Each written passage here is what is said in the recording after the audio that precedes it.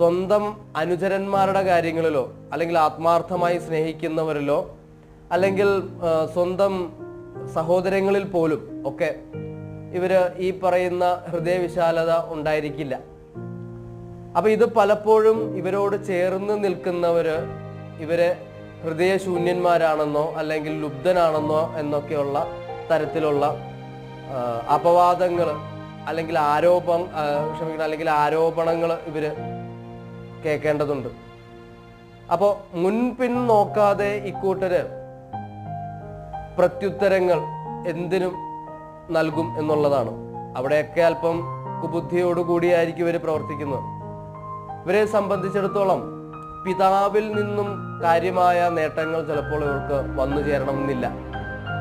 എങ്കിലും വളരെ അഭിമാനത്തോടു കൂടിയ തനിക്ക് അഭിമാനത്തോടു കൂടിയ തരത്തിൽ